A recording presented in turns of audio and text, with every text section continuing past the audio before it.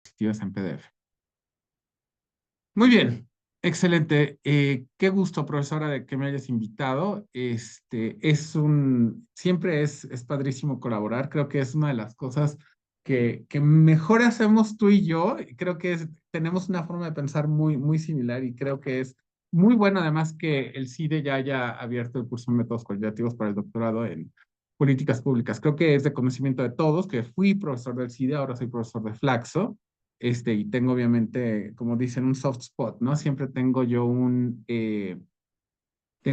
siempre pues una forma de aproximarme al CIDE muy emocional también.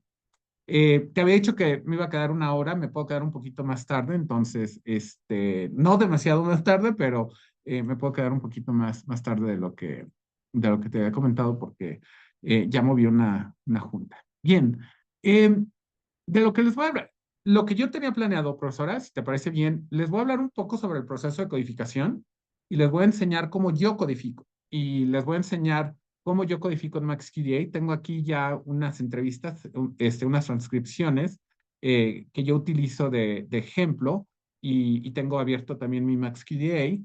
Eh, yo les pasé un artículo en el cual tengo resultados de las entrevistas, pero no citas de las entrevistas. Pero lo que pensé hacer también, porque además eso lo hago en los cursos que doy, es que les voy a enseñar cómo utilizar fragmentos de la entrevista, cómo utilizar fragmentos de sus códigos para el proceso de redacción de su documento, que yo esperaría que les fuera de utilidad. Entonces, voy a compartir pantalla si tengo derechos, creo que sí tengo derechos. Bien. Entonces, les voy a hablar un poco sobre codificación, tematización y análisis de datos y sobre todo desde la perspectiva interpretativa. Esto es importante porque la forma en la que hacemos, yo doy métodos mixtos, uso muchos métodos, hago desde regresiones, experimentos, análisis de redes sociales, inferencia causal y también hago métodos cualitativos, ¿no? Sobre todo creo que por lo que soy más conocido es por mi trabajo etnográfico. Entonces, les voy a hablar un poco sobre el enfoque de análisis e interpretación de datos cualitativos desde la perspectiva interpretativa. Es importante que esto se les quede bien grabado porque el método interpretativo requiere que ustedes sean no solamente el instrumento de colección de datos, sino que también sean quienes interpretan el dato que ustedes están observando para la audiencia. Entonces, esto es importante y va a ser un tema que va a estar recurriendo. Entonces, les voy a hablar un poco sobre codificación y tematización y luego les voy a hablar un poco de análisis de datos, si alcanzamos, de contenido, de discurso retórico y narrativo que les puede ser de utilidad. Ahora, hay diferentes formas de obtener notas de campo. Yo esperaría que tuviéramos algo de tiempo para que ustedes me platiquen lo que están haciendo en sus proyectos de investigación. Yo cuando enseño métodos cualitativos y sobre todo métodos etnográficos, lo que les sugiero a mis estudiantes es que creen notas de campo de lo que yo llamo eventos inocuos. Son eventos inocuos cuando van al supermercado, por ejemplo. Ustedes se pueden parar en un supermercado. A mí me pasaba, por ejemplo, en el supermercado Safeway, que es uno de los supermercados más populares en Estados Unidos y en Canadá, sobre todo en Canadá. Y entonces yo veía que los jueves, siempre los jueves en la tarde, había estudiantes y eso era clarísimo. Entonces, ustedes pueden encontrar patrones en ese tipo de sitios inocuos en donde ustedes no tienen ustedes el riesgo de impactar negativamente en las poblaciones ni tampoco tienen el riesgo de que esto sea peligroso para ustedes. Yo hago trabajo de campo, digamos, en las dos esferas, ¿no? En la esfera, digamos, fresona, en la esfera, digamos, de los organismos internacionales, de las organizaciones ambientalistas de la sociedad civil, pues en contextos que no son tan fresas, ¿no? En contextos que son bastante más rudos, como lugares donde no hay acceso a agua ni a basura, lugares donde hay conflicto, sobre todo conflicto por recursos, y lugares donde hay reciclaje informal de basura. Digamos, yo estudio, entre las cosas que estudio están el reciclaje informal de basura. Entonces, yo lo que les sugiero a mis estudiantes es que hagan sus notas de campo anonimizadas, ¿no? Que traten de eliminar todo posible contenido que pudiera identificar datos sensibles. Esto es importante porque creo que son datos que uno tiene que tener muchísimo cuidado de que el dato no vaya a presentar riesgo para los, si por ejemplo ustedes tuvieran que entregar, que no pasa, ¿no? No digo, al menos no lo he visto que pase mucho, pero si ustedes tienen que entregar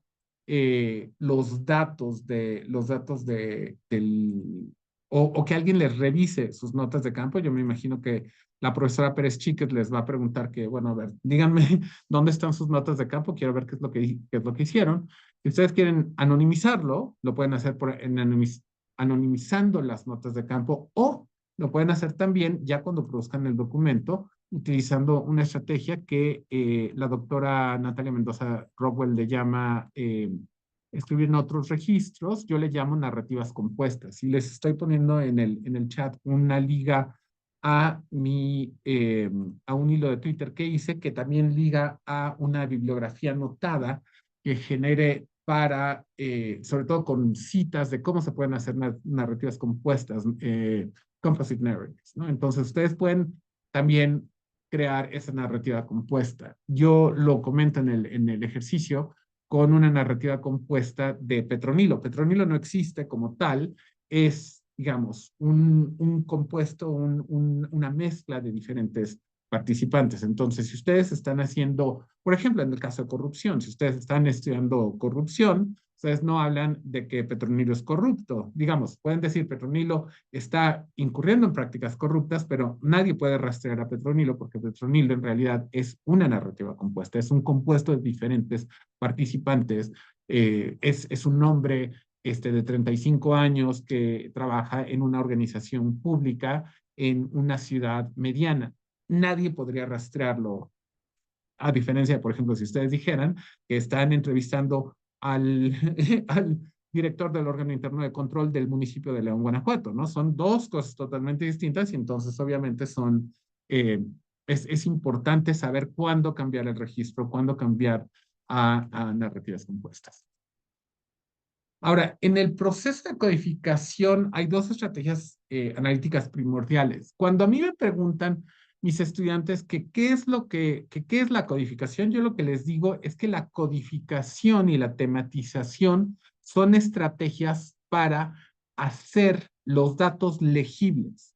Así como ustedes limpian bases de datos y digamos, por ejemplo, si tienen un panel de datos hacen limpieza del panel o hacen imputación de algunas de las variables del panel o de los ceros para poder correr regresiones.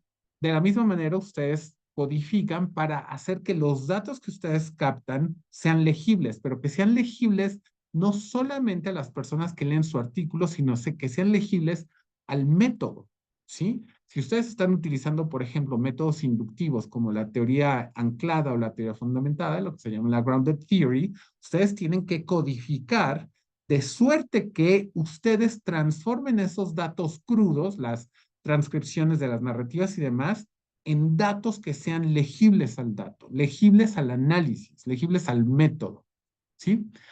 Una estrategia que a mí me gusta para encontrar temas que surge de Ryan y de Bernard es codificar en base a los temas que se vayan encontrando. Ustedes van viendo que un tema se repite, y ahorita lo vamos a ver sistemáticamente, que un tema se repite, bueno, pues ese se convierte en un código a través de los cuales ustedes van a filtrar las demás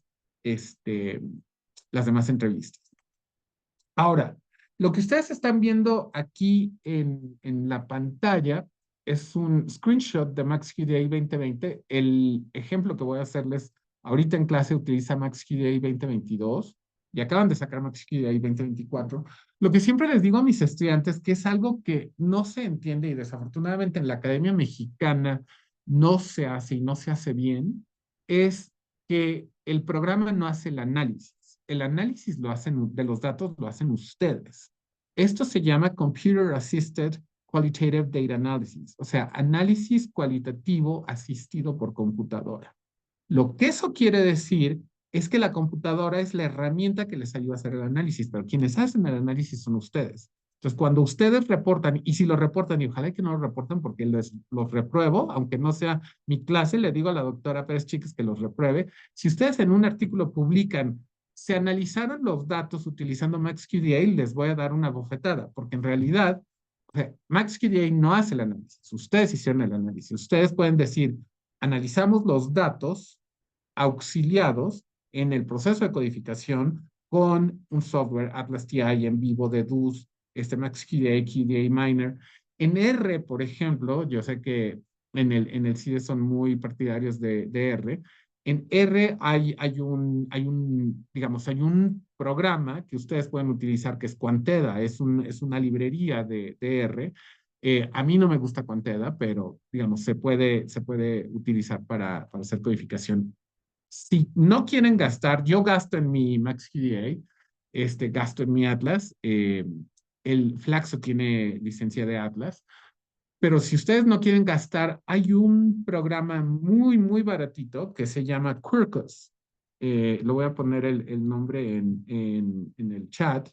Quirkus es súper intuitivo, súper sencillo. Tiene además una interfase, pues es bastante plana la interfaz, pero les permite a ustedes aprender bien cómo hacer la codificación y sobre todo les crea nubes de códigos, entonces es muy visual. Eh, el creador de Quirkus lo creó precisamente porque estaba fastidiado de los otros programas, ¿no? Entonces, bien, entonces, lo que ustedes ven en la pantalla, en la parte de la izquierda van a ver permítanme un segundo porque ha cambiado la forma de anotar, pero Spotlight, aquí está. Si ustedes ven en la parte izquierda de la pantalla, ustedes ven en la interfaz de MaxQDA, en este caso de MaxQDA 2020, están los documentos que ustedes están codificando, abajo está el sistema de códigos. Acá está el texto y aquí están los segmentos que se van codificando.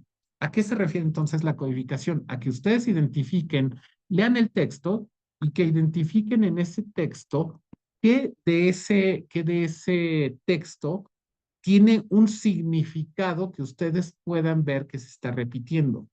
¿Qué es importante y por qué resulta tan pesado hacer análisis cualitativo? Ustedes no pueden hacer análisis cualitativo, perdón, profesora, creo que no hay otra palabra más mexicana que esta, de chingadazo, ¿no? O sea, no se puede hacer de chingadazo. Ustedes necesitan hacerlo con tiempo, necesitan leer una vez la transcripción y leerlo otra vez y leerlo otra vez. O sea, rápido, rápido y bien hecho el análisis cualitativo, nadie, absolutamente nadie, no conozco a nadie que lo haya hecho. Entonces, no lo recomiendo. Yo creo que lo importante en realidad es que ustedes hagan su análisis bien profundizado. Entonces, ustedes tienen que leer primero las transcripciones de los textos que tienen para ir intuyendo e infiriendo. Por eso esto es análisis interpretativo.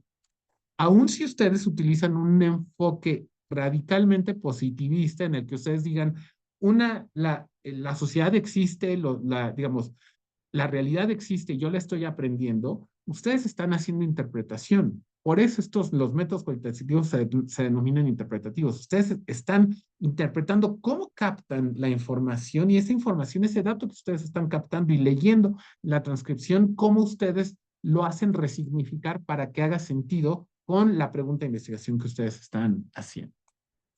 Bien. Ahora, ¿cuál es el mejor manual de codificación de datos? Creo que Johnny Saldaña acaba de sacar un manual más reciente. Tengo entendido, yo no uso el de español, pero tengo entendido que ya hay una versión en español, no me consta, pero digamos, para mí es como la Biblia, The Coding Manual of Qualitative Researchers. El artículo que yo les sugeriría que leyeran, yo me imagino eh, que la profesora les ha dado algunas estrategias para identificar. El artículo que yo utilizo para aprender a tematizar con la codificación es este de Brian y Bernard, de Techniques to Identify Themes. Tengo entendido que hay una versión en ResearchGate, que es la que les voy a poner ahorita en el chat.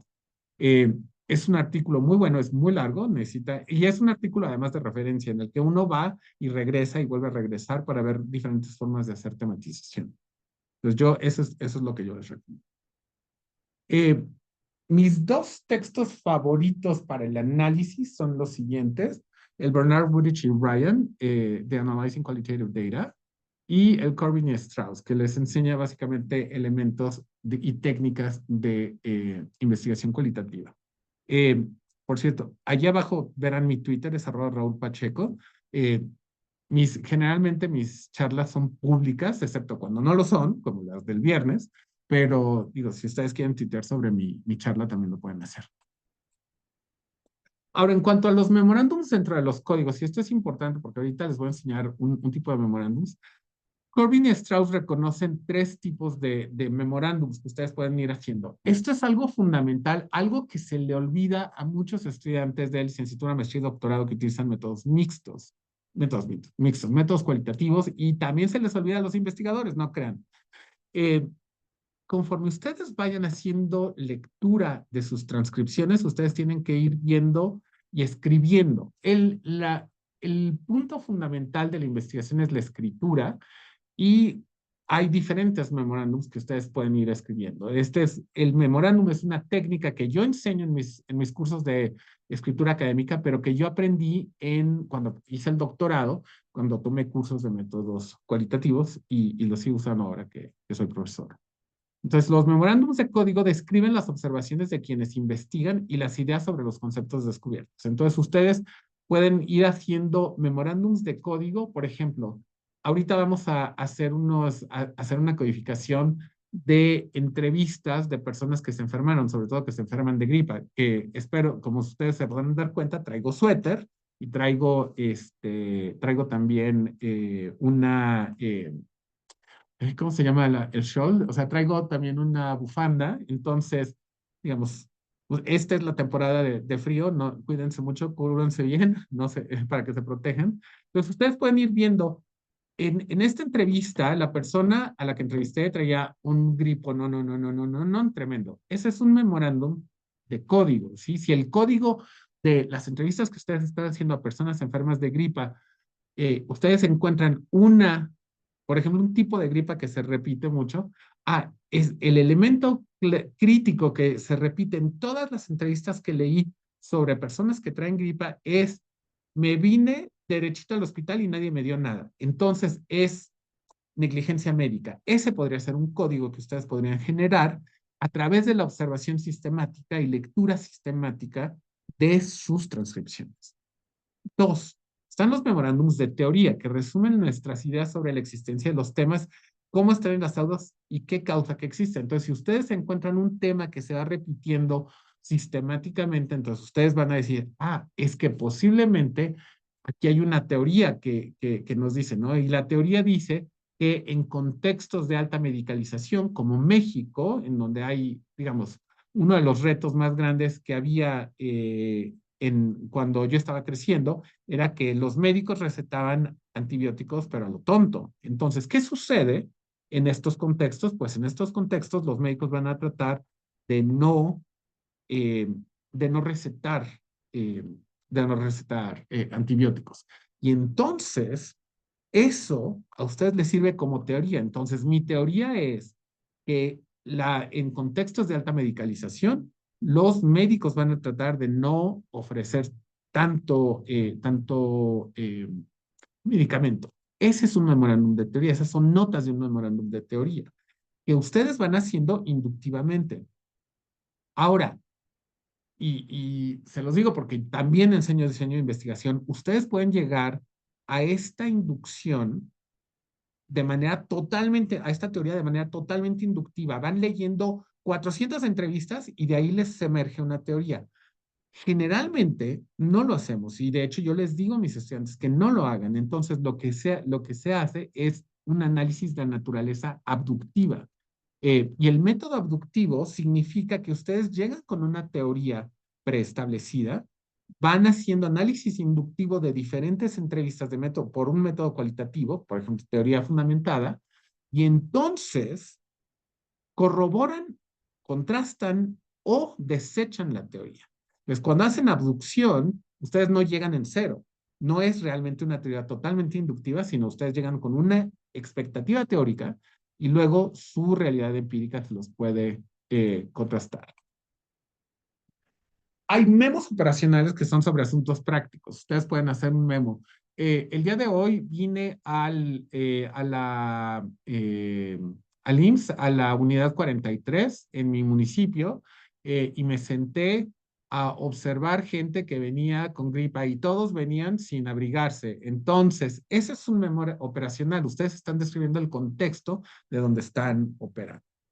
Personalmente a mí me causa un poquito de conflicto conceptual involucrar a los memos en los códigos, pero obviamente pues es importante que ustedes lo hagan. MaxQDA les permite hacer eso, ¿no? Conforme tienen un código pueden ir generando memorándums también. Y entiendo, bueno, por qué lo hacen Corbin Strauss y Bernard Wiltshire Ryan. Ahora, una vez que ustedes van codificando, ustedes tienen que construir un libro de códigos. Ustedes tienen que describir qué código es el que corresponde a un tipo de fragmento de texto, un tipo de actividad que ustedes han detectado. Entonces, hay varias cosas que a mí me parecen importantes y que las presenta Bernard Burrich y Ryan y que me parece fundamental. Yo les enseño a mis estudiantes a codificar a pie, o sea, codificar en papel o con software.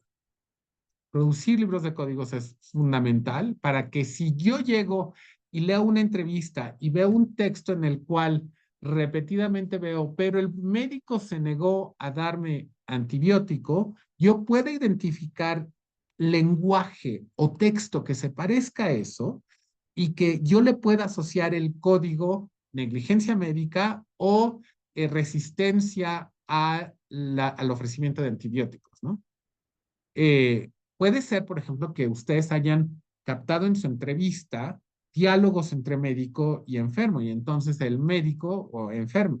Y entonces el médico les puede decir, es que me interesa que no vayas a presentar resistencia microbiana, antimicrobiana, que es muy común y que es una de las razones por las que ahora en México los antibióticos no son over the counter, sino que son eh, ofrecidos de manera directa, ¿no? Entonces, eh, es importante que ustedes generen esos libros de código para que ustedes puedan, si por ejemplo, digamos, este, la profesora Pérez Chíquez está saturada y tiene 450 entrevistas, que pueda agarrar a Romina y a José Manuel y a Lidia y a Omar y a Mónica y a Antonio y a Liliana y entonces y a un servidor y al profe Pacheco Vega y nos pone a codificar a todos, ¿no? Entonces, el libro de codificación permite, por un lado, la replicabilidad, pero también nos permite detectar si entre nosotros estamos codificando de la misma manera. Es decir, para mí, el que ustedes lean el texto, estuve moqueando toda la tarde, significa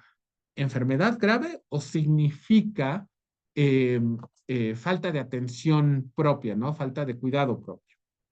Y esas son dos interpretaciones distintas del mismo fragmento textual. Por eso es importante en métodos interpretativos generar libros de códigos, porque es lo más aproximado a una herramienta de replicabilidad y de replicación. Obviamente, cuando estamos tratando de determinar si ustedes codifican igual que yo codifico, y nos ha pasado, la doctora Pérez Chiquis y yo hemos platicado sobre cosas en las cuales unas cosas significan lo mismo en español de Puerto Rico que en español de México, pero hay otros que no. Me pasa con mis estudiantes colombianas, por ejemplo. Tengo una tesista que está a punto de defender su doctorado colombiana y entonces en Colombia, por ejemplo, le colaboro significa le ayudo, ¿no? Entonces, para mí son cosas distintas, no es exactamente lo mismo que en México. Entonces, para detectar si podemos nosotros codificar de manera confiable, necesitamos una métrica y esa métrica es la confiabilidad intercodificadores, que es el Intercoded Reliability. Casi todos los softwares los CACDAs les van a calcular Intercoded Reliability. En realidad yo lo calculo generalmente en proyectos en los cuales tengo más de un colaborador. Entonces, a mí, perdón, nomás déjenme ver si mis diapositivas. Sí, perfecto.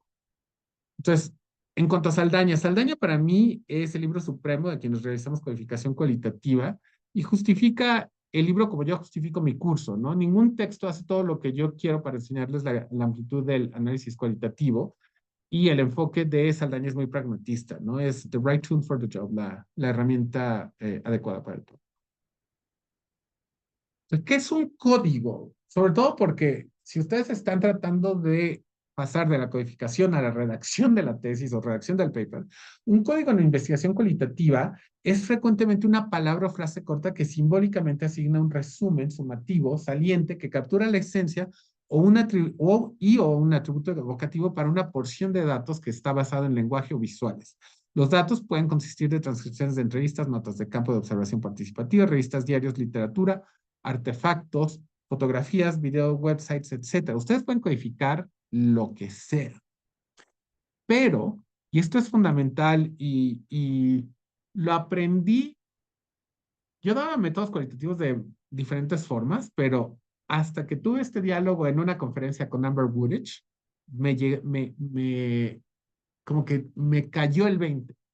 No importa si ustedes hacen video, si ustedes hacen audio, si ustedes hacen, por ejemplo, yo bailo profesionalmente, entonces ustedes podrían grabar un performance de baile y esos son sus datos. Existe lo que es la etnografía de la danza y hay unos libros extraordinarios de etnografía de la danza.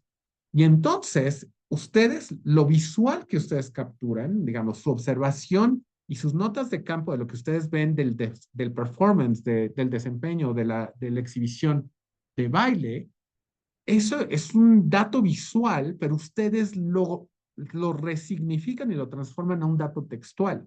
El análisis cualitativo, entonces, es fundamentalmente un análisis textual. Esto que se les quede, pero grabadísimo. Además, jamás vayan a poner que para hacer su análisis cualitativo van a hacer etnografía. Hay dos cosas completamente distintas. Eso también sale en artículos latinoamericanos, en español, de métodos cualitativos y están muy mal hechos. Hay dos funciones fundamentales. La función de captura de datos, que se puede hacer con etnografía, se puede hacer con entrevistas, se puede hacer con grupos focales, y la parte analítica. El proceso de codificación es el proceso analítico. Ustedes codifican para luego realizar un análisis. Y ustedes pueden analizar el contenido de manera cualitativa o cuantitativa, pueden analizar el discurso, pueden analizar la narrativa, y hay diferentes métodos de análisis, pero lo que ustedes hacen para captar los datos es diferente de lo que hacen para analizar los datos. Y en sus reportes ustedes tienen que reportar ambas cosas. Capturé 150 páginas de entrevistas en entrevistas semiestructuradas. Eso es la captura de datos. Y luego, las analicé utilizando teoría fundamentada, codificando con la ayuda de MaxQDA 2022. Eso es la parte de análisis, ¿sí? No confundan las dos porque se hace en México, se hace en América Latina y me canso de rechazar artículos por eso. Bien, tengo la personalidad bastante fuerte, como se pueden imaginar. Bien, entonces, en el primer ciclo nosotros de codificación, lo que sugiere Saldaña es que hagamos dos ciclos de codificación. En el primer ciclo codificamos porciones pequeñas de texto y en el segundo podemos codificar las mismas porciones o reconfigurarlas, ¿no? Entonces hay códigos descriptivos que pueden describirnos de qué trata el extracto de material. Entonces les voy a enseñar utilizando unas entrevistas, voy a codificar buscando temas e ideas específicas. El repositorio más amplio que a mí me gusta está en Syracuse University, que es un repositorio del Instituto de Métodos Cualitativos y Mixtos. Otro que pueden utilizar es el que acompaña a Saldaña 2015. Yo voy a utilizar uno que a mí me prestaron Amber Wooditch y Melissa Beresford porque les iba a enseñar algo de mi etnografía hospitalaria, pero no tengo ahorita las transcripciones a la mano. Entonces, eh, les voy a compartir ahora. Esta es la pantalla de MaxQDA. Díganme si la están viendo ya. ¿Sí están viendo? Ok. Esta es la pantalla MaxQDA 2022. Si se fijan, aquí en la parte de la izquierda están los diferentes documentos de las entrevistas que yo tengo, ¿no? Entonces, una es la entrevista 11, que es varón, la 12, que es mujer, etcétera. Entonces, si ustedes se dan cuenta, estos son fragmentitos pequeños, ¿no? Por ejemplo, aquí empieza. Yo tuve el flu, yo tuve el flu, o sea, la influenza, cerca de un año. Tuve que perder un día de trabajo y clases, que fue terrible porque si me retraso, tengo que, llego retrasado. Me pasé todo el tiempo digamos, en el sofá, viendo televisión y durmiendo. No fui al doctor porque supe que iba a ser solamente la influenza y que si dormía se iba a quedar, me mejoraría. Entonces yo puedo codificar este fragmento, yo lo codifico con, por ejemplo, le puedo poner yo un código de que va a ser este va a ser un código de qué les gusta. Molestias, por ejemplo, ¿no? Ah, no, pero lo estamos haciendo en inglés, ¿no? Entonces, eh, general illness, ¿sí? Y entonces, yo codifico este texto como enfermedad general. Ahora, hay una parte que es importante. La interacción entre personas cuando tiene uno gripa es importante, ¿no? Entonces, aquí, esto no lo voy a parafrasear, sino lo que voy a hacer es que lo voy a codificar y aquí le voy a agregar, por ejemplo, esto va a ser eh, em, eh, eh, general, malestar, ¿no? Por ejemplo, lo voy a poner en español. Entonces, ustedes pueden ir subcodificando un texto que ustedes ya tengan, no necesito la I, muchas gracias. Ustedes pueden ir subcodificando fracciones de estos métodos. Pero si ustedes se dan cuenta, ya tenemos dos códigos. Uno es de malestar y uno es de enfermedad general. Y podemos ir describiendo los códigos. De esta manera, ustedes pueden ir codificando sus diferentes entrevistas. Aquí son 39, son 40 entrevistas, me parece, 39 entrevistas. Y entonces eh, eh, ustedes pueden ir codificando, ¿no? Entonces pueden decir, por ejemplo, mi papá quería que fuera al doctor. Entonces, esto yo lo puedo codificar como en este caso es refusal to see a doctor.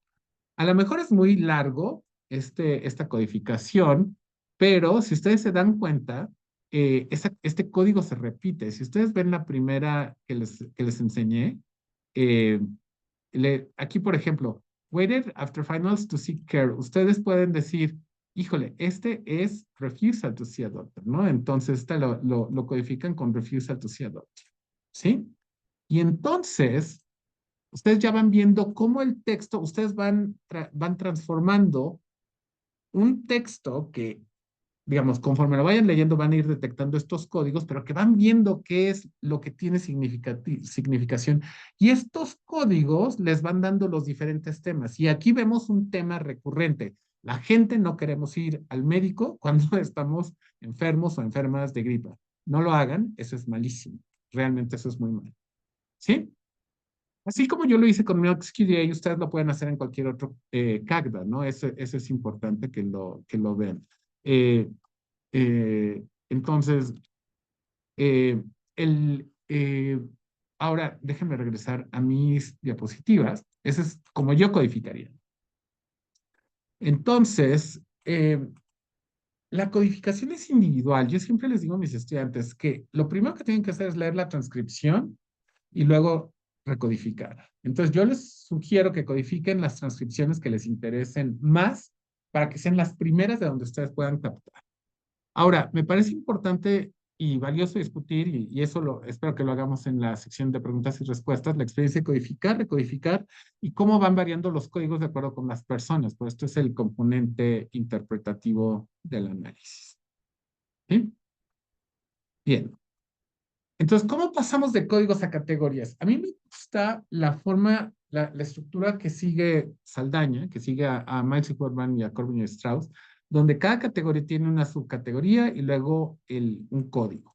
Entonces, ustedes lo que hacen, si ustedes se fijan, es, de nuevo, eh, de manera inductiva, ustedes a partir de los códigos van creando subcategorías y categorías.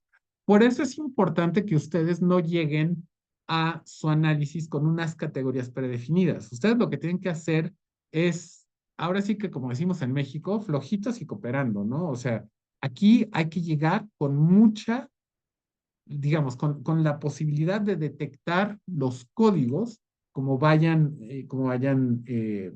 emergiendo. Ahora, de la misma manera que yo digo que la investigación cualitativa es iterativa, también lo dice Saldaña, lo dice Bernard Burich y Ryan, lo dice Baisley, lo dice Gibson, lo dice Brown. Nunca van a tener códigos perfectos o temas exactos en la primera pasada. Es un proceso de repetición. Por ello, la investigación cualitativa requiere que le invertamos mucho tiempo a los datos. La gente que piensa que hacer métodos cualitativos, y en eso yo sé que el CIDE es muy particular, porque yo di clases en el CIDE y pensaban muchos colegas, no quiero decir nombres, que era muy sencilla la investigación cualitativa. No lo es, porque requiere de mucho tiempo, requiere de mucha concentración, requiere de mucha inversión de tiempo para entender el texto y empezar a generar la codificación. Entonces, ustedes le tienen que invertir muchísimo tiempo a los datos. Entonces, si ustedes se fijan, el proceso es inductivo y pasamos en este proceso de inducción de la parte real, digamos, de la realidad. Allí está la persona que está moqueando y que tiene Kleenex a lo más abstracto, ¿no? Una sociedad de enfermos, por ejemplo. Entonces, ustedes van a ir codificando y de esas codificaciones van creando categorías y de las categorías van creando temas y conceptos y de ahí crean la teoría. Entonces, si ustedes se fijan, el proceso en general tiende a ser, permítanme un segundo, estoy tratando de ver dónde están las líneas que no las encuentro, pero bueno, ustedes van a ver que este proceso de teorización es un proceso inductivo. Ahora, esta teoría ustedes la pueden contrastar con sus expectativas teóricas. Es ahí donde es el proceso abductivo, ¿sí? Pero es un proceso cíclico. Entonces, su investigación está informada por la teoría, pero también ya tienen expectativas teóricas. Por eso es importante que lo hagan de esa manera. Esta es una figura, la figura de Saldaña, de cómo pasamos de códigos a teoría. Ahora, la codificación también es un dispositivo organizativo, entonces ustedes pueden utilizar la codificación como una herramienta para organizar y poner en orden sus datos cualitativos. Entonces, esto se relaciona con una conversación. Estas diapositivas vienen de una clase que yo di de análisis e interpretación de datos cualitativos. Entonces, ustedes van produciendo sus notas de campo y las van organizando. A mí personalmente me gusta imprimir mis entrevistas y hacer codificación a mano, ya lo sé, soy del Pleistoceno, bueno, no soy tan grande de edad, pero digamos, a mí me gusta hacer las cosas a pie, pero también utilizo Cagdas, como ustedes pueden ver, utilicé Atlas en vivo de DUS, lo que sea, ¿no? Entonces esto les permite, eso les hace la tarea más sencilla. Me metí en una pelea estúpida en Twitter sobre si debía uno de enseñarles o no enseñarles a los estudiantes a codificar a pie. Yo les enseño a mis estudiantes a codificar a pie, no me importa cómo lo hagan otros profesores, ¿no? Ahora, codificamos también para construir ideas, para buscar patrones o estructuras conceptuales que le dan coherencia a los análisis que están realizando y también pueden ir haciendo nuevas preguntas o refinarlas. Sobre todo, en opinión de Bailey, y a mí me parece importantísimo enseñárselos, es importante escribir memos analíticos y mantener un registro de auditoría, un audit trail, que si llega la doctora Pérez Chíquez y les dice, a ver, Romina, quiero que me presentes tus datos. Ustedes tengan forma de presentar estos datos de una manera organizada, José Manuel o Liliana o quien sea. Entonces, el libro de códigos es una estructura organizada de los distintos códigos de un proyecto de investigación con datos cualitativos y es útil no solamente para quien hace investigación, sino para todas las personas que se involucran en la codificación. También el libro de códigos obviamente les permite entrenar codificadores que les pueden ayudar en el estudio, pero obviamente esto tiene retos, ¿no? Eh, entonces, esto me gustaría que lo pudiéramos platicar en el grupo. Ahora, hay varios debates sobre si este tipo de análisis debe llamarse análisis temático más que codificación. El estilo de análisis temático reflexivo de Brown y Clark es literalmente totalmente inductivo. Yo no trabajo con ese tipo de análisis temático. Gibson y Brown sí consideran la tematización un proceso más grande. Yo enseño este tipo de método que es muy pragmático, muy al estilo de Strauss y Corbin, muy al estilo de Miles y Huberman. Entonces, eso es lo que yo les sugerí. Pues el proceso de analizar datos con base en aspectos en común, relaciones y diferencias es el proceso de análisis temático. Entonces, ustedes están buscando temas agregados dentro de los datos. Un tema podría ser reticencia, y reticencia se refiere a que ustedes no quieren ir a ver al doctor. Y eso tiene implicaciones, por ejemplo, para la sociología de la medicina, porque si ustedes no quieren ir al doctor, entonces, ¿cómo van a mejorarse? ¿Sí? Pero también existe el otro lado, ¿no? La gente que es hipocondriaca y que va al doctor por cualquier, quítame aquí estas pajas, ¿no? Entonces, ustedes teorizan, también en la administración pública se hace, y en política pública, ustedes pueden estar haciendo un proyecto de salud y decir, bueno, si de estas entrevistas lo que detectamos es que la gente no quiere utilizar el servicio del médico, entonces a lo mejor lo que tenemos que hacer es hacer campañas de concientización, un instrumento de política pública, si ustedes han leído a Schneider Ingram, un instrumento de política pública es el instrumento de construcción de capacidades o instrumentos informacionales. Entonces, ustedes pueden decir, voy a crear un instrumento informacional con una campaña en la cual, digamos, no necesitas tener digamos, no necesitas tenerle miedo a la resistencia antimicrobiana. Lo que debes hacer es cuidarte mucho, no darte aires, usar tapabocas, etcétera. Y entonces, ustedes diseñan instrumentos de política pública de acuerdo a lo que aprenden de su investigación empírica, de acuerdo a los temas que encuentran que ya son teorizables, que encuentran en su trabajo. Entonces, ustedes buscan en la tematización aspectos en común, uno, que hay en común entre diferentes poblaciones, diferentes individuos que estuve entrevistando, diferencias, donde una persona se comporta de diferente forma que otra, y relaciones, donde diferentes personas tienen diferentes relaciones entre ellos y con otros. Todo proceso de codificación a mí me parece que debe de guardarse, archivarse, organizarse. Tengo una estudiante que está a punto de defender su tesis doctoral y que a una semana de entregar la tesis final se le descompuso la computadora y no tenía respaldo en la nube. No lo hagan, pongan su tesis en la nube, pongan todos sus trabajos en la nube, porque fue horrible que tuviera que reescribir 250 páginas desde el principio. Entonces, bueno, que lo vayan aprendiendo, ¿no? Yo creo que toda codificación también tiene que mantenerse con un log, con una bitácora, y yo creo que eh, eh, entonces, la construcción del libro de códigos les conviene a ustedes y a quien quiera aprender, obviamente, de su investigación. Esto es todo lo que tenía en cuanto a la parte, digamos, teórica, profesora.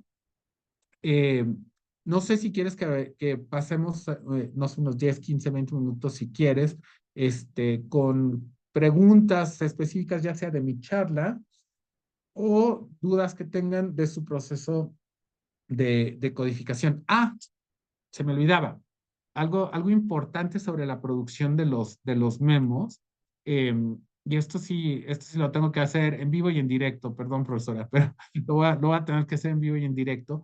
Siempre me preguntan mis estudiantes que cómo le hacen para redactar, digamos, para incluir resultados de sus codificaciones, de sus entrevistas, etcétera, en el texto, ¿no? Entonces, yo lo que les sugiero a mis estudiantes, y se los voy a poner aquí en el chat, perdón que me haga referencia yo a mi propio blog, pero lo que yo les sugiero a mis estudiantes es que cuando creen sus memorándums, si ven un fragmento que les interese, ese fragmento lo pueden incluir en la entrevista. Entonces, supongamos, me lo voy a echar así literalmente en frío en vivo y en directo. Supongamos que ustedes están haciendo un memorándum sobre reticencia al tratamiento médico, ¿no? Y entonces ustedes dicen, en mis entrevistas, encontré que en general la sociedad mexicana o al menos a quienes entrevisté, son reticentes a ir al médico. Y aquí, eh, algunas evidencias de esto. Y entonces ustedes se regresan, perdón, ahora voy a compartirles el Max QDA. Ustedes se regresan a su texto y entonces aquí tienen un refusal to seek doctor y entonces ustedes eh, pueden copiar este texto, que es el texto que ustedes codificaron, o copiar un poquito más. Entonces vamos a utilizar solamente esta frase que es, me esperé hasta después de los finales para buscar cuidado. Es la entrevista 11, ¿no? Entonces, en su documento, ahora sí, déjenme regresarme al documento. New share. Pues en su documento ustedes pueden decir algunas evidencias de esto. Me esperé a buscar, a ir al médico hasta después de mis exámenes finales. Y entonces ustedes refieren entrevista 11. No, esto es importante porque entonces ustedes pueden utilizar fragmentos, algo, y lo van a ver en los dictámenes cuando manden artículos a dictaminación, les van a preguntar, bueno, ¿y por qué no incluiste fragmentos de tus entrevistas en el texto? Esa es la manera más sencilla. Si ustedes pueden regresarse a sus códigos y ver, a ver, todas las entrevistas en las cuales se repite el código de reticencia y entonces van extrayendo cuáles son los que les dan, los que pueden sostener su trabajo. Entonces, esto a mí me parece súper fundamental, súper fundamental, porque mucha gente no lo hace. Yo reconozco, y lo sé porque yo leo mi propio trabajo, yo sé que en el artículo que les mandé no está una transcripción directa de una entrevista, pero, digamos, les puedo enseñar, por ejemplo, textos transcritos de ese proyecto en especial de conflictos por agua, y cómo pude haber utilizado en la escritura del texto este.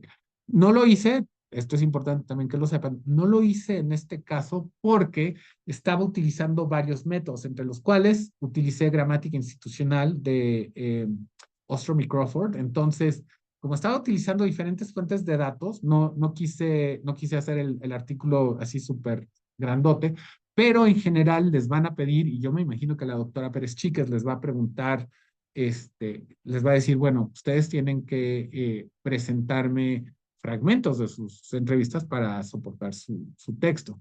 Ahora, este es un fragmento, digamos, textual en un memorándum, digamos, de contenido, pero pueden hacerlo también teorizando, ¿no? En general, eh, por ejemplo, por ejemplo, ay, ¿cómo se llama esta académica? Sí, Tania Jenkins. Jenkins, en su libro de 2020, encuentra que las personas tienden a no buscar tratamiento médico hasta que se sienten morir. Mis resultados empíricos eh, confirman la hipótesis de Jenkins. Y entonces ustedes pueden irse otra vez a MaxQDA, buscan otro fragmentito. Déjenme ver si tengo por ahí un fragmentito que también tenga reticencia. Eh, a ver, aquí está. Refusal to see a doctor. Aquí está. Mi papá quería, déjenme, les enseño en MaxQDA cómo se ve. Eh, Aquí está el fragmento de una mujer de 23 años. Mi papá quería que fuera al doctor para ver si era infección. Entonces ustedes se regresan a su memo y entonces dicen, mi papá quería que fuera al médico para verificar si no era sinusitis, pero me rehusé. ¿Sí? Y entonces esta es la entrevista, permítanme un segundo, voy a verificar, esta es la entrevista 23. Así es como ustedes utilizan, este es un memo, les enseño a mis estudiantes que escriben los memos, así es como ustedes utilizan sus fragmentos de lo que ya codificaron en el texto de su trabajo. Bien, profesora, adelante. Em, mo-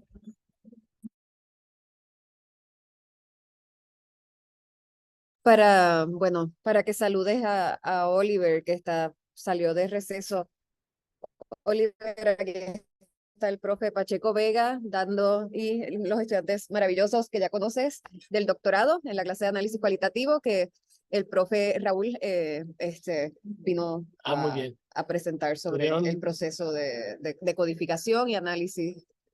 Pues saludos a todas, todos, les mando un abrazo. Y de hecho te mencionamos hace bien poquito, Saludos, profe. Raúl, en una presentación de la geografía y la corrupción. El profe refirió a los autores a leer tu trabajo sobre el agua para amarrar el tema.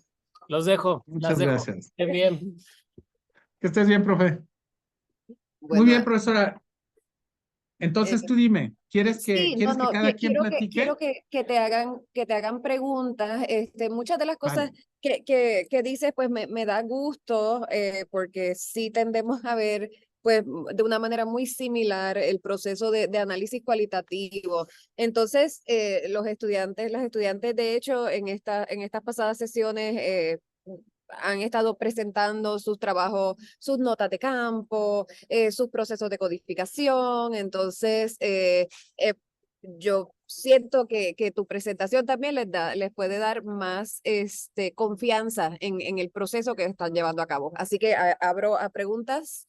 Lady y Romina. Ya, ¿cómo estamos juntas? Gracias, profe Raúl. Yo tengo como varias preguntas, unas relacionadas con el proceso de codificación y otras con tu artículo, pero voy a comenzar con las del proceso de codificación en línea con lo que nos expusiste. Y es uno, ¿tú cuál herramienta prefieres? Digamos, yo he tenido la oportunidad de usar Deduce y ahorita estaba explorando con Atlas T y le veo muchas potencialidades a Atlas T, pero también unas debilidades en cuanto por ejemplo, movilidad de los datos, está atado. ¿Cómo cuáles son tus sugerencias? Y bueno, MaxQDA he visto que tiene ventajas para lo cualitativo y cuantitativo, pero sería bueno que tú nos dijeras cuál prefieres para quienes nos estamos iniciando en usarlas. La segunda pregunta es, o sea, digamos, los códigos son esto que extraemos directamente de los datos y es una etiqueta que va teniendo sentido. Y luego pasamos a la categoría a las subcategorías y eso luego a las categorías. Pero entonces, si nos podrías profundizar un poquito tú cómo la diferencias, porque en tu diagrama que tenías, como que por un lado eran los códigos y luego las subcategorías, o sea, cómo es esa estructura que tú manejas. Y en ese sentido, también, ¿qué sugerencia tienes tú respecto a cuántos niveles de código y subcódigos tener? Porque luego pues como que se hace una maraña de cosas embebidas unas entre otras. Yo he leído que 2 niveles máximo, pero bueno, también eso dependerá obviamente de la pregunta y tema que estemos haciendo, pero en tu experiencia me gustaría escuchar sobre esos 3 puntos. Profesora, ¿quieres que agarremos 3 preguntas y respondo? Sí, sí que, bueno, o si quieren voy respondiendo una por una. De herramientas yo uso todas. Yo personalmente prefiero MaxQDA. Yo enseño Quirkos porque es muy barato. Yo afortunadamente soy soltero, sin hijos, entonces no, yo puedo gastar mi dinero en comprar MaxQDA, pero mis estudiantes no. Entonces, yo les enseño lo que hay y lo que necesitan. Yo prefiero MaxQDA. Realmente creo que es el que ofrece mayor flexibilidad y mayor potencial. Les enseño Quirkos porque es muy barato y también es muy intuitivo, ¿no? Pero sí, yo uso MaxQDA. De códigos y categorías, lo que pasa es que el código es la frase de significación inmediata de texto, o sea, es la herramienta, háganse cuenta que, o sea, hazte de cuenta que tienes lo voy a tener que hacer a mano, tienes un pastel, si se alcanza a ver el pastel, tienes un pastel y lo cortas. Ese pedacito de pastel, para mí es un pedacito de pastel, para ti puede ser una cucharada, etcétera. ¿Cómo le da significado a lo que yo corté del pastel? Eso es un código. Pero una vez que voy haciendo varios cortes, entonces vas a ver que yo hago los cortes, digamos, súper delgaditos y entonces esa serie de cortes delgaditos se convierten en rebanadas. Esa es una categoría, ya, porque entonces hay diferentes tipos de rebanadas. Hay rebanadas chiquitas, delgadas, grandes, etcétera. Entonces es un nivel mayor de agregación. Esa es la categoría. Y de niveles de códigos, yo siempre les digo a mis estudiantes, codifiquen una vez, luego vuelvan a codificar y luego empiecen a hacer su categorización, porque no les alcanza el tiempo. O sea, yo no sé cuánto les hayas dado tu profesora, pero a mis estudiantes les doy un mes y no alcanzan. O sea, les digo, este es tu trabajo final y nos vemos en un mes y no alcanzan a terminar el paper. Entonces, ¿por qué? Porque esto requiere tiempo. Y esto no se los va a hacer la inteligencia artificial. O sea, no pueden meter ustedes sus entrevistas a ChatGPT y que se las codifique. Sí lo pueden hacer, pero se los va a hacer mal. ¿Sí? Ese es el problema. Y de hecho, MaxQDA, En Vivo, Atlas, todo el mundo ya tiene, digamos, un promocional de, digamos, tiene herramientas de inteligencia artificial. No funcionan igual que la mente y el ojo entrenado de un ser humano. Eso nunca va a pasar. Lidia, adelante, por favor. Muchas gracias. Yo estoy haciendo grupos de enfoque, justo ayer los terminé. Tengo 6 con diferentes grupos de generaciones. Mi tema tiene que ver con herramientas de gobierno digital y confianza. Entonces, estoy utilizando Atlas TI y justamente, pues me ha tomado mucho tiempo la codificación. Empecé, o sea, para mí justo aquí, o sea, mi base es Corbin Strauss. Entonces empecé con codificación abierta, pasé a codificación axial, pero siento que todavía mis grupos pueden estar muy desagregados. O sea, a veces yo veo como las transcripciones y luego veo los códigos y siento que no capturan todo lo que yo quisiera, lo que puedo yo ver. Entonces, un poco es ahí donde yo estoy pasando a ya tener, digamos, ya tengo grupos, ya tengo códigos, pero, o sea, a dar justo el brinco hacia ahora ya tener como un análisis más abstracto de todo lo que estoy encontrando. Y, bueno, ese es un poco como mi tema general, pero ya en temas muy particulares también respecto a la codificación, con lo que me he encontrado es que muchas veces las personas tienen frases que se contraponen. Entonces ahí, por ejemplo, no sé cómo codificar. Yo confío en esto, pero también tuve una situación desagradable. Y ahí un poco he tenido una evolución porque lo que he hecho es segmentarlo, pero ahora lo estoy englobando y estoy poniendo como una etiqueta de adversativa respecto a la confianza.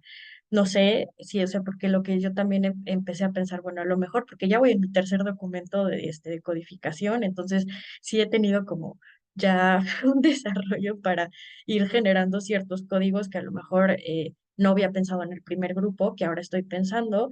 Entonces quisiera saber si eso es parte del proceso normal, así como que a lo mejor yo estoy viendo unos códigos diferentes que no había visto en un principio. Y sí, básicamente para tampoco tomar mucho tiempo, esas son algunas de mis dudas, como cómo codificar cuando no es muy clara la idea también. Aquí yo lo que les digo a mis estudiantes es que hagan lo siguiente. Bueno, dos cosas fundamentales que creo que es importante que lo tengas en cuenta con tus grupos de enfoque. Los grupos focales están diseñados para comprender relaciones, no son entrevistas grupales. Y eso lo he dicho en público, privado, y he regañado a mis estudiantes cuando dicen, es que, pues, hice unos focus groups, yo no, hiciste una entrevista grupal, que es distinto. Lo que uno hace en el grupo focal es detectar las interacciones entre los diferentes miembros del grupo. Si eso no fue lo que quisiste hacer, entonces lo que hiciste fue una entrevista grupal, que es otra cosa, que puede ser corrido de la misma manera que el focus group, pero son dos cosas distintas. Pero el punto importante es que este proceso de duda es frecuente.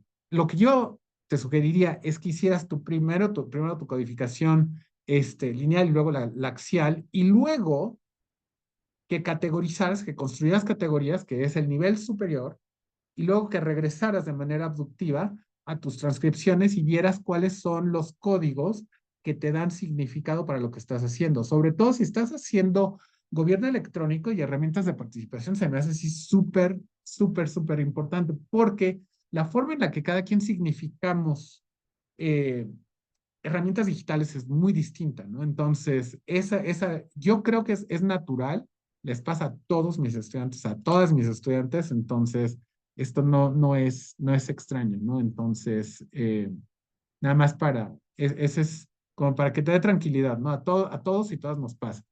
Bien, no sé si Romina y Lady tienen otra pregunta y luego Verónica. Sí, adelante. Hola, buenos días. Sí, ahora voy yo. Sí.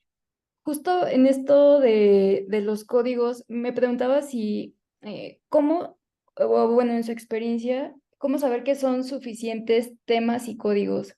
O se Ah, pueden como establecer como una lista y hay algún proceso como de exclusión al final, como de, ah, bueno, al final esto ya no me sirve. Entiendo que esto es como muy ujú. objetivo y depende de cada investigadora e investigador, pero igual si nos puede compartir su experiencia en eso estaría genial. Y otra pregunta relacionada un poco a lo que mencionaba Lidia, me preguntaba que justo como cuando te sientas ya a codificar, bueno, establecer temas y luego a codificar, puede pasar, o sea, estableces ciertos códigos y temas, ¿no? Y puede pasar cierto tiempo y luego ves otros códigos, ¿no? Como, Ujú, ¿hay alguna recomendación de cómo hacer eso? O sea, como sentarte un día, codificar y luego dejar pasar algunos días ujú, o hacer ujú, entrevistas y luego ujú. volver o sea, como si nos puede dar ahí como también Claro, algunos tips. Y ya, por con ahorita. mucho gusto, con muchísimo gusto. Bien, ¿cómo sabemos si son suficientes? Hay un concepto que le llaman la saturación teórica y luego hay siempre debates sobre si se debe saturar o no saturar. Cuando empieces a ver códigos que se parecen muchísimo repitiéndose, ahí es el momento en el que te debes decir, necesito detenerme, lo cual se relaciona con tu siguiente pregunta. Yo, acabo de tener una experiencia muy bonita, te lo voy a mandar, profesora. Eh, yo hice trabajo de campo en 13 ciudades y en 9 países, no, 15 ciudades y 9 países, y acabo de volver a abrir la página introductoria de mi libro sobre recicladores informales de basura. Y entonces me di cuenta de que la forma en la que había creado el argumento era completamente distinto a como la acabo de revisar el viernes pasado que estuve en el taller de métodos para estudiar actividades ilícitas, ilegales e informales e inmorales. Y entonces dije, ay, qué bueno que dejé por lo menos 6, 8 meses a descansar mis neuronas porque ahora voy a rediseñar cómo voy a hacer el estudio. Entonces, ahora mi libro va a tener una estructura distinta porque la forma en la que, digamos, el diálogo que tuve con la doctora Alicia Holland y el diálogo que tuve con quienes participaron, me cambió la forma de pensar y me cambió la forma en la que lo veía. Entonces, sí, yo creo que es muy importante dejarlo. Eh, Depende obviamente de cuánto tiempo tengan, ¿no? Como les digo, yo les doy un mes a mis estudiantes y no alcanzan, entonces yo les recomiendo a mis estudiantes que mínimo dejen 24 o 48 horas y eso significa dejarlo completamente, o sea, no leer nada ni escribir nada, o sea, leer, dejarlo completamente y volver a recodificar.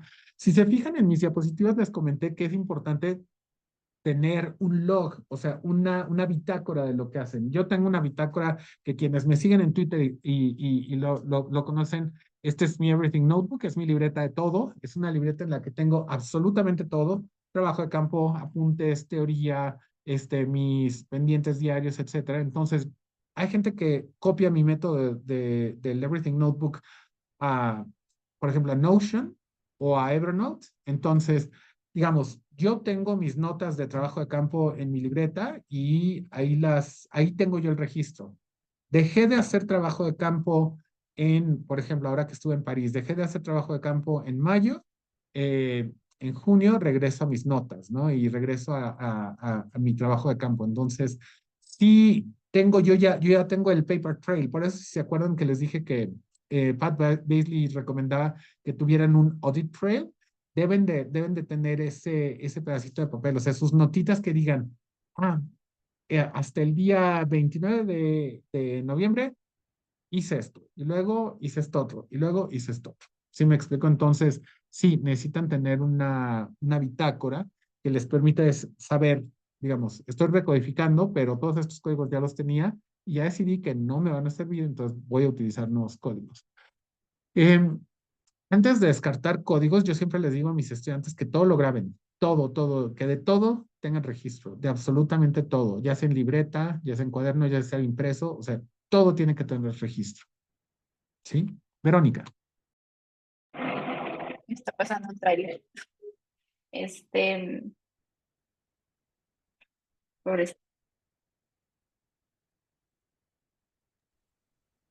No te escuchamos, entonces a lo mejor hay un problema con tu audio.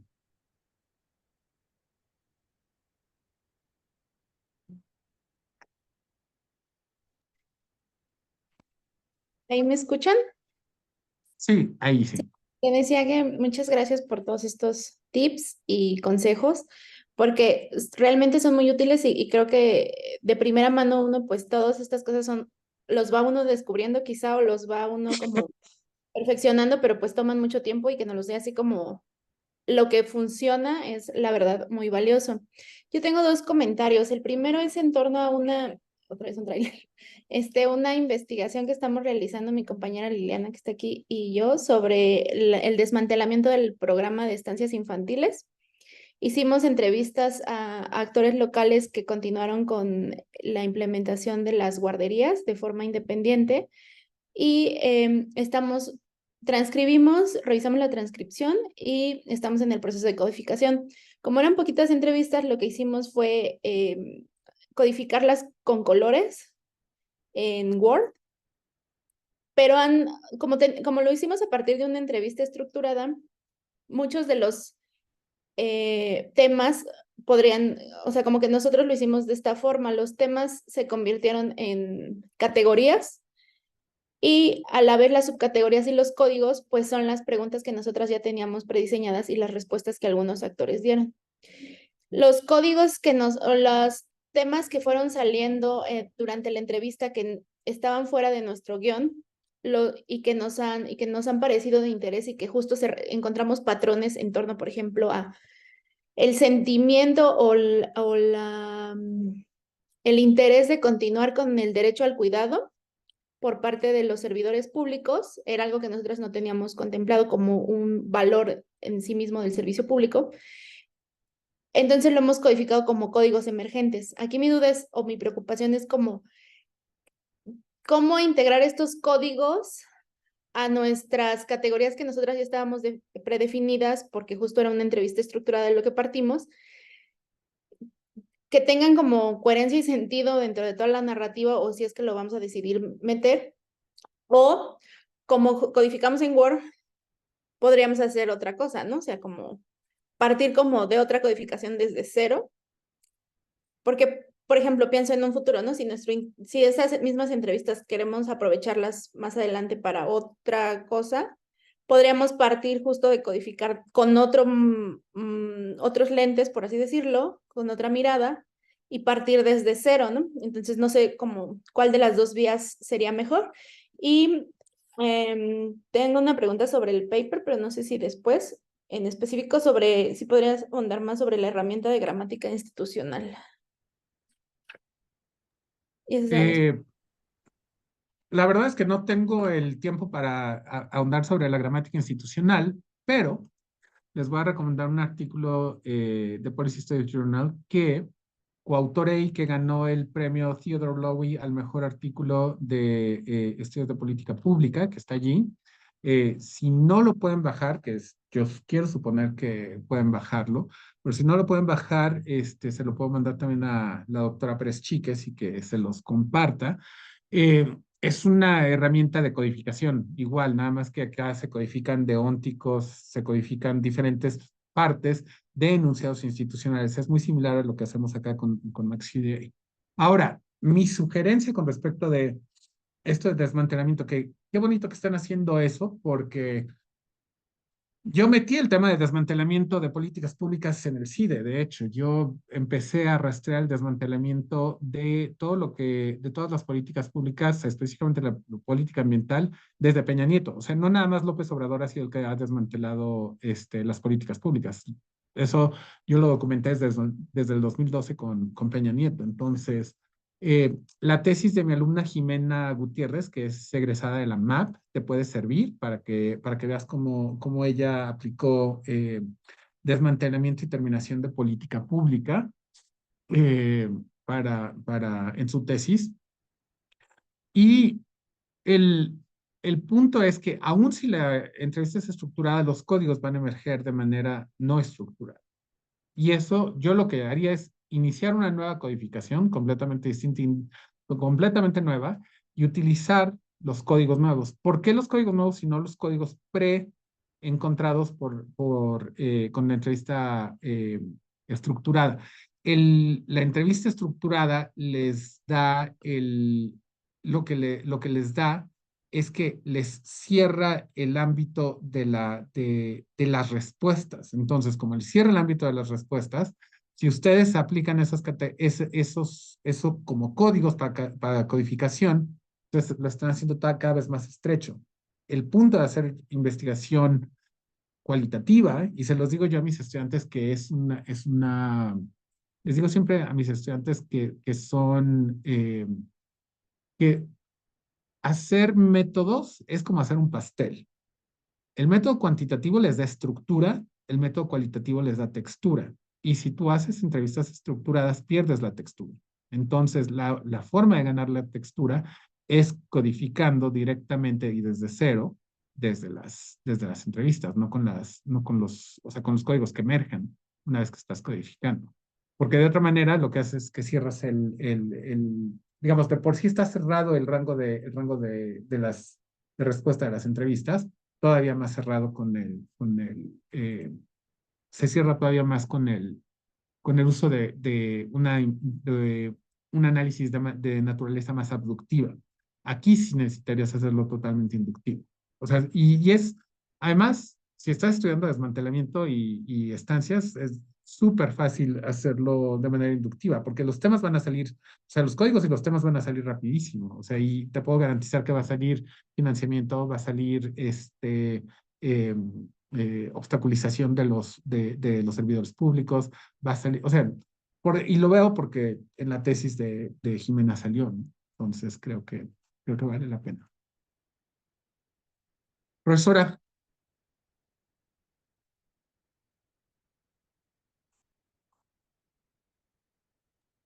¿Tienen alguna pregunta adicional?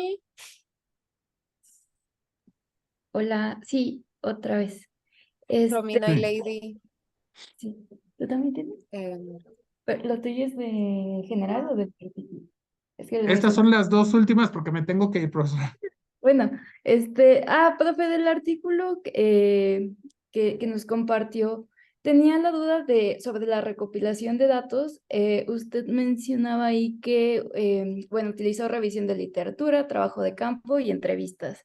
En el trabajo de campo, usted hizo 2 temporadas, bueno, decía que hizo trabajo de campo en 2 temporadas, a principios de 2017 y finales de 2018. Mi pregunta es, ¿cómo fue que estableció estos tiempos? O sea, ¿hubo alguna justificación para realizarlo en estos años, en estas temporalidades? Claro, claro. Ahí sí, y esto es importante porque, qué buena pregunta, porque esta es una pregunta importante cuando estamos haciendo trabajo de campo. A mí me interesaba hacer coentrevistas. Hay un artículo que me choca referirlo porque eh, eh, me choca referirlo porque en realidad no creo que, digamos, yo creo que en realidad nosotros todo el mundo hacemos co-interviewing, pero se los voy a pasar. El International Journal of Qualitative Methods, yo fui editor, entonces yo sé que el artículo es open access, es ese que les acabo de poner. Yo lo que quería hacer era probar precisamente la técnica de co-interviewing. Entrevistar, yo por ejemplo, y no sé cuál sea tu experiencia, profesora, pero yo había tenido la experiencia de ir a entrevistar con mis estudiantes, con mis asistentes de investigación. Casi nunca o nunca me había tocado entrevistar al mismo tiempo con colegas. Y es una dinámica completamente distinta, completamente distinta. Yo me siento distinto porque o sea, yo puedo confiar en que la otra persona, digamos, va a estar, si yo no pregunto algo, lo va a preguntar esa otra persona. En el caso de mis estudiantes y mis tesistas, yo estoy siempre preocupado de que extraigan la mayor información. Entonces, si algo se les pasa, yo estoy siempre pendiente de que no se les vaya a pasar una pregunta. cuando uno entrevista con investigadores, y eso seguramente les ha pasado, si ustedes están trabajando en equipo, si ustedes entrevistan en conjunto, tienen la confianza de decir, ah, bueno, si algo se me va, la otra persona lo va a tomar, ¿no? Entonces yo quería, de hecho, yo hice este artículo antes que saliera este artículo de co-interviewing. Yo iba a escribir este artículo, lo que pasa es que me ganó, me ganaron estos autores. De hecho, yo lo iba a escribir para IJQM, pero yo lo quise hacer en el 2018 porque Jaime Hoeksteger es un académico de Wageningen University en Holanda. Él es mexicano, mexicano como el mole, literalmente nacido en el Ciudad de México, creció en San Miguel de Allende, pero es hijo de holandeses que viven en San Miguel de Allende, y entonces habla holandés y habla español, y ustedes lo oyen hablar español y habla como verdadero chilango. Entonces yo lo que quería era probar hacer co-interviewing. Entonces dije, y de hecho, yo estoy sorprendido, profesora, que nunca que estuve en el CIDE tuvimos oportunidad de hacer co-interviewing tú y yo, pero, o sea, a mí me gusta mucho hacer co-interviewing. Entonces, yo quería probar la técnica de co-interviewing con Jaime. Entonces, el profe Hoeksteger vino en diciembre y entonces le dije, ¿sabes qué? Vamos a salir en diciembre, porque la primera temporada que hice, yo la hice yo solo y luego con mis estudiantes, que también de nuevo es una dinámica distinta. Lo que yo trato de hacer en mis artículos, y seguramente ustedes lo verán, es también tratar de probar la parte metodológica. No soy nada más un especialista en política pública comparada, también soy metodólogo. Entonces trato siempre de sacarle al trabajo de campo que hago, le extraigo lo que puedo, ¿no? Entonces, en este caso, la decisión de hacerlo de nuevo en diciembre fue porque quería probar la técnica de co-interviewing con el profe Hoeksteger. Esa es la justificación. En realidad, digamos, yo sigo haciendo trabajo de campo en San Miguel de Allende. Yo acabo de ir, ahorita les digo, yo acabo de ir en julio de este año. Entonces, trato de hacer lo que se llama etnografía longitudinal, o sea, regresar al mismo sitio en donde he estado haciendo trabajo de investigación frecuentemente. Eh, Esto es difícil, la investigación cualitativa es cara. Es difícil, pero bueno, de nuevo, soy soltero, no tengo hijos, no tengo responsabilidades, yo me puedo ir de trabajo de campo a donde sea mientras no deje a mis papás mucho tiempo. Entonces, esa es la razón por la que yo hago etnografía longitudinal, porque tengo el tiempo y los recursos para hacerlo. Pero esa fue la justificación del artículo, en realidad. Y sí, ojalá y que tengamos oportunidad de hacer co-interviewing, profesora, porque al día de hoy, de hecho, es curioso porque vino la profesora Samantha Ortiz, como lo sabes, y le dije, es rarísimo que con mis colegas del CIDE nunca hice entrevistas yo al mismo tiempo, nunca tuve la oportunidad. Con la doctora Marcela Torres Wong de Flaxo sí tuve la oportunidad y acabamos de ir a Tabasco a hacer co-interviewing y trabajo de campo etnográfico sobre la refinería Dos Bocas. Si yo les contara lo que encontramos, o sea, todo el dinero de México está en Dos Bocas. Todo el dinero de México. Lo que no hay de medicinas, lo que no hay de tratamientos para monkeypox, lo que no hay de vacunas, lo que no hay para estancias infantiles. O sea, todo lo que no hay en México está en Dos Bocas. Pero, ojo, y esto es importante y por eso es importante hacer etnografía y trabajo cualitativo, la gente de Paraíso, o sea, Paraíso sigue siendo un rancho bicicletero, un pueblo bicicletero.